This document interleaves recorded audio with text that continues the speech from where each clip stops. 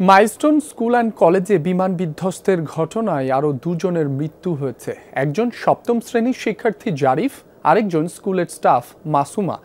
সকাল ৯টার পর জাতীয় বার্ন ইনস্টিটিউটের চিকিৎসক জারিফকে মৃত ঘোষণা করেন। তার ঘণ্টাখানেক পরই খবর আসে মাসুমার মৃত্যুর। স্বাস্থ্য বিভাগের হিসেবে এ পর্যন্ত বিমান বিধ্বস্তের ঘটনায় মৃত্যুর সংখ্যা দাঁড়ালো ৩৫-এ। জারিফ মাইলস্টোন স্কুলের সপ্তম শ্রেণীর ছাত্র ছিল। মঙ্গলবার বিকেল ৫টা থেকে লাইফ সাপোর্টে ছিল জারিফ। তাদের বাসা উত্তরা ১২ নম্বর সেক্টরে। বাবা হাবিবুর রহমান ব্যবসায়ী। দুই ভাই বোনের মধ্যে জারিফ ছিল ছোট। এর আগে বার্ন ইনস্টিটিউটে চিকিৎসাধীন অবস্থায় গতকাল না ফেরা দেশে চলে যায় আইমান ও মাকিন নামের দুই শিশু। হাসপাতাল কর্তৃপক্ষ জানিয়েছে, চিকিৎসাধীন রোগীদের মধ্যে ৩ জনের অবস্থা এখনও সংকটাপন্ন।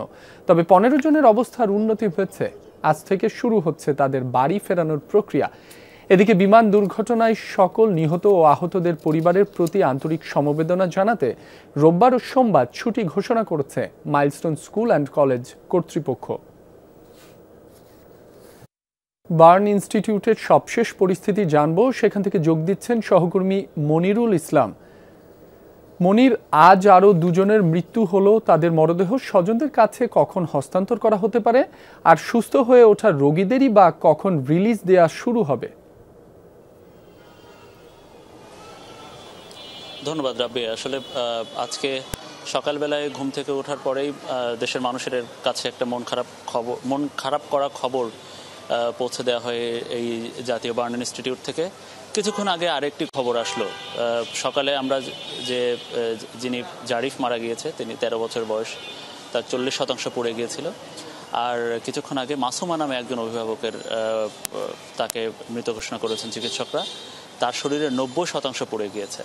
তো এই দুইজনের মরদেহ হয়তো আজকে দুপুরের মধ্যেই তাদের পরিবারের কাছে হস্তান্তর করা হবে। কারণ আপনি জানেন, এখানে ময়নাতদন্তের ব্যাপার থাকে, ডেথ সার্টিফিকেট প্রস্তুত করার ব্যাপার থাকে। তো সেগুলোর পরে আসলে পরিবারগুলোকে জানানো হয়, তারা আসেন।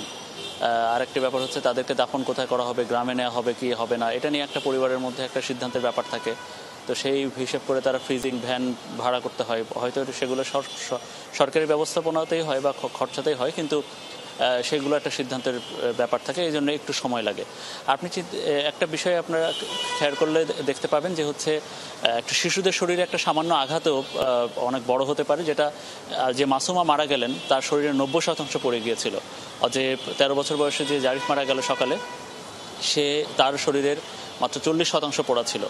তো এতে করে আমরা বোঝা যাচ্ছিল যে আসলে সামান্য আঘাতগুলো যেগুলো বা দগ্ধের পরিমাণ রয়েছে শিশুদের, তারা এখনো আশঙ্কাজনক। এই বার্ন ইনস্টিটিউটে এখনো পর্যন্ত প্রায় 37 বা 38 জনের মতো এখনো চিকিৎসাধীন রয়েছে। তো আমরা একটা ইতিবাচক খবর পাচ্ছি যে আজকে এরকম 10 জনেরও বেশি বা সেরকম পরিমাণ শিক্ষার্থী বা অন্যান্য অভিভাবকদের বা আহতদেরকে, দগ্ধদেরকে তারা বাসায় যে চিকিৎসা নেওয়ার মতো অবস্থা হয়েছে, সেরকম সুস্থতার পরিমাণ হয়েছে। তো তাদেরকে হাসপাতাল থেকে ছাড়া হতে পারে ঠিক দুপুর 1টা নাগাদ, আমরা যতদূর জানতে পেরেছি। বাকিটা এখানে চিকিৎসকদের সিদ্ধান্ত। আর মরদেহ এখনো হস্তান্তর করা হয়নি। হয়তো আমরা যেটা ধারণা করছি ঘন্টা 2-এর মধ্যে মরদেহগুলো পরিবারের কাছে হস্তান্তর। মনির, আপনাকে ধন্যবাদ।